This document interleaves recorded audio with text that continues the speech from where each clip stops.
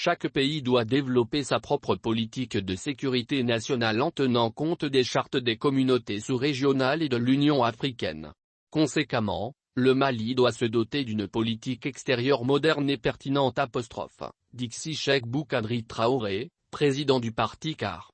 Cette dernière décennie a été assez révélatrice des batailles géopolitiques autour de l'Afrique.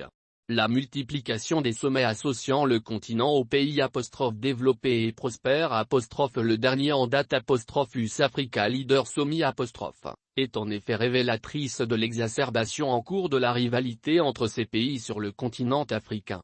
La question est de savoir comment les Africains pourront tirer profit de cette appétence des puissances anciennes et émergentes et faire en sorte que celle-ci se décline en opportunités.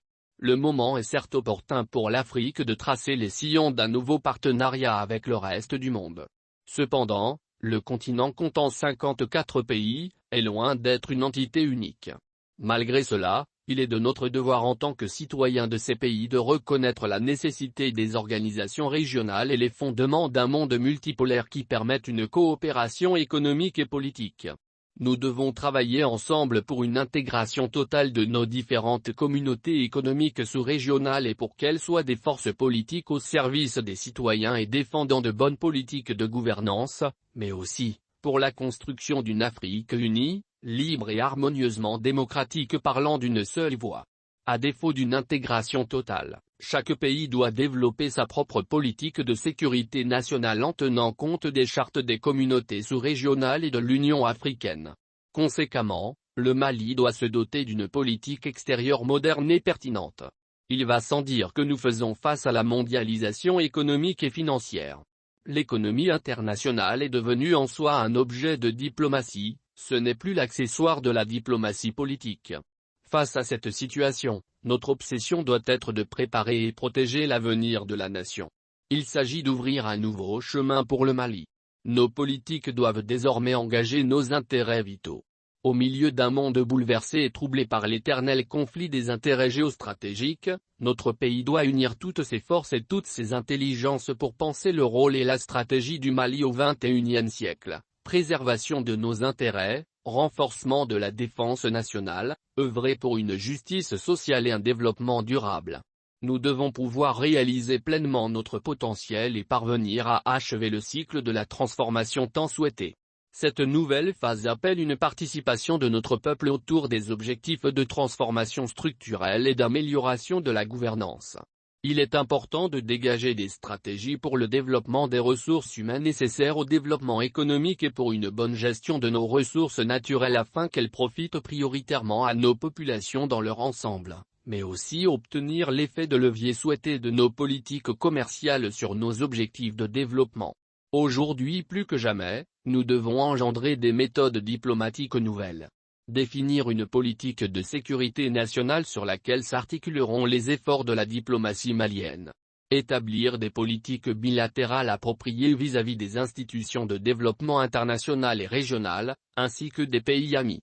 La politique gouvernementale devrait aussi cibler le secteur privé pour attirer les investissements et accroître les relations commerciales.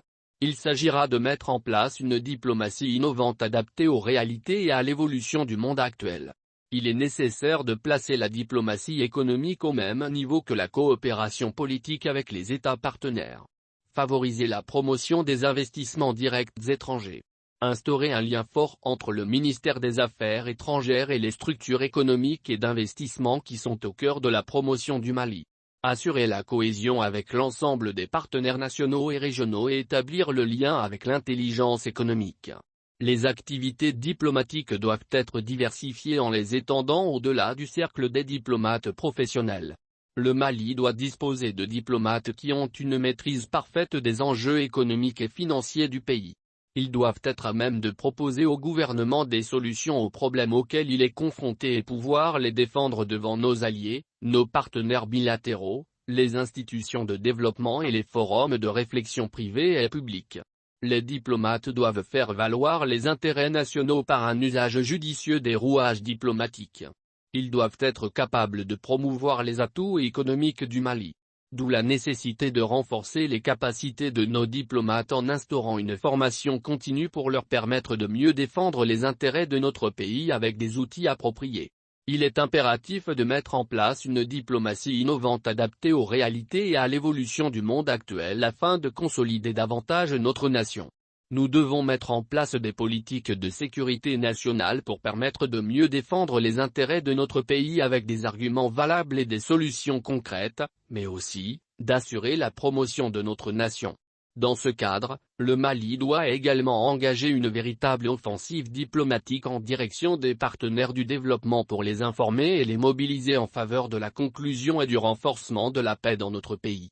Ces engagements nous permettront non seulement de faire face à nos défis d'ordre géopolitique, économique et sécuritaire, mais aussi d'agir au mieux pour le rayonnement de notre nation dans le monde, pour sa pérennité, de son identité et de sa culture.